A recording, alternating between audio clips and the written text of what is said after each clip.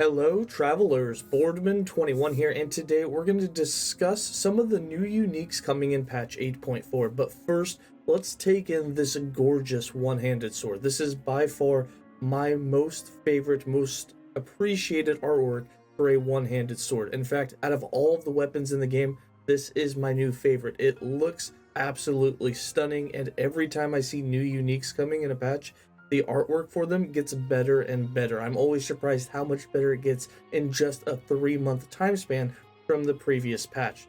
So we'll start off just with this one unique here. This is going to give flat added lightning damage with spells and melee attacks. It's going to give you +1 to multi-strike and +2 to smite, and you'll have a 100% chance to cast smite after you use multi-strike and hit a boss or a rare, which is really going to help you take them down faster. It also gives you increased chance to electrify on melee hit, and it has 75% increased electrify effect.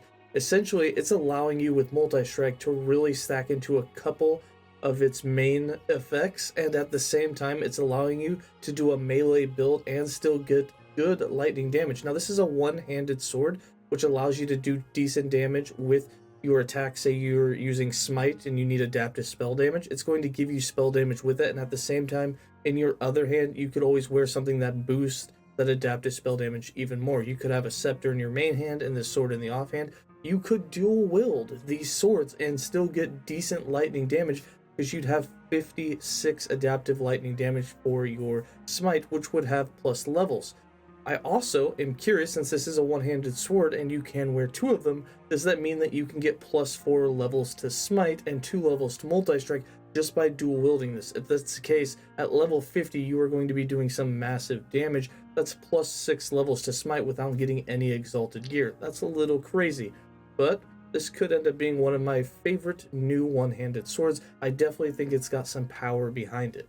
But getting into the forum post here, we have last week we shared some details about the upcoming changes to the Druid Mastery and revealed the Deadly Swarm Braid. If you missed the news, be sure to check it out here. Again, this forum post will be in the description below, so you can click on it and follow along.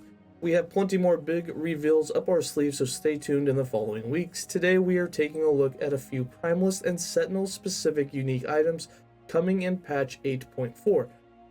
Now, while these are meant to be used by the Primalist or Sentinel, they are not class specific, so if you want to wear them on someone else, you can. Of course, wearing something that increases the levels to multi-strike and smite, say on a Necromancer, isn't going to do you a whole lot of good, but getting those other things where you can cast smite on another character might be a pretty cool thing. We've got a new 2-piece set coming. We've got a ring and a one-handed dagger, and between these two they have some interesting effects. Let's take a look at that for a second. So this ring gives you flat armor, armor for totems.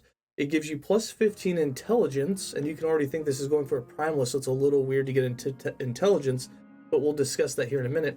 It also gives you +15 health regen. That's a very interesting effect to me, because you can now get flat health regen on swords, main hand and offhand. You can get it on both rings now, because you could wear 2 of these. You can get it on a unique belt. You can always place it as a craftable affix on your helm, gloves, and boots. So you can now essentially get a ton, almost over 100 flat health regen on gear, which is an absolutely crazy amount of flat, especially when you can get increased from several different sources, say a Sentinel, that can now, you're going to be able to get maybe up to 2,000 health per second being regen, which is kind of crazy. And then we have +15 health regen for totems, which is a little strange because you can get way more health regen flat on your just normal stats for minions, which includes totems.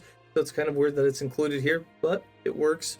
And of course, if you have the 2-piece set, you get +1 to all totem skills. Now the second piece here is what's going to really explain it. And here we have the one-handed dagger. This gives you added flat melee physical damage for totems.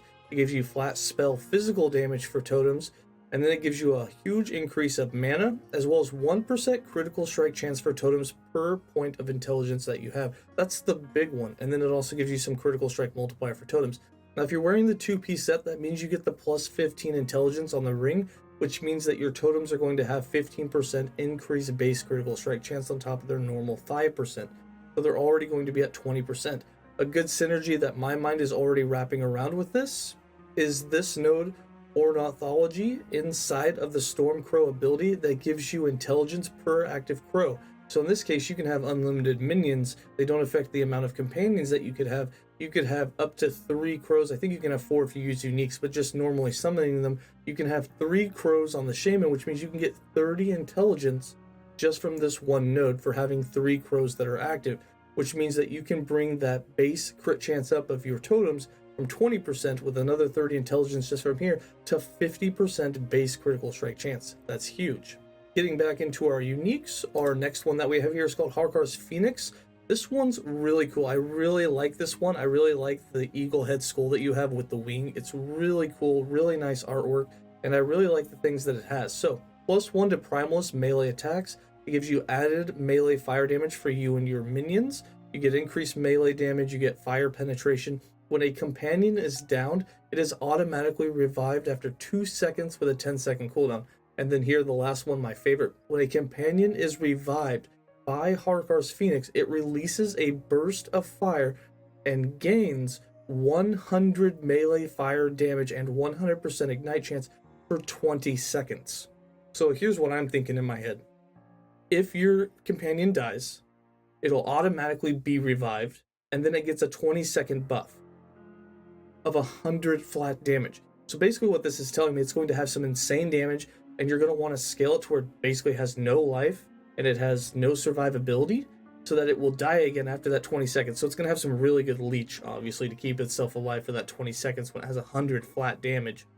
But then it's going to be downed, automatically revived, and then you can keep that buff up. You could get 100% uptime of that buff minus the 2 seconds of being downed by having your companion basically be a weakling and having it die really easily, but having enough leech that when it's active, it can leech its health and stay full until it loses that 100 melee flat damage. I think this is crazy. I've got some synergies I'm hoping to build around that. This will definitely be a weapon I'm trying to get my hands on come the next patch.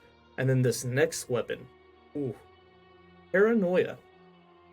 Lunge does not require a target. Mind blown. We have asked for this for a long time. It's now been introduced on a unique item. Lunge does not require a target. That's just crazy. At the same time, it reduces the cooldown recovery speed for Lunge and gives you +2 levels to it. Yes, this is going to be a great Lunge item. If you want to move fast as a Sentinel, this is going to allow you to do it. You're going to get some zoom out of this. It also gives you a bunch of critical strike avoidance and some increased void damage. And that is all of the new uniques that they've shared with us so far that are coming in 8.4. I'm sure there will be more on top of this. They haven't said that there will be, but typically there's usually more than this that they introduce. These are just the ones they've shared so far. That's going to round it up for this video. Which one of these uniques is your favorite, and do you want to get your hands on first come patch 8.4? As always, stay safe and have a nice day.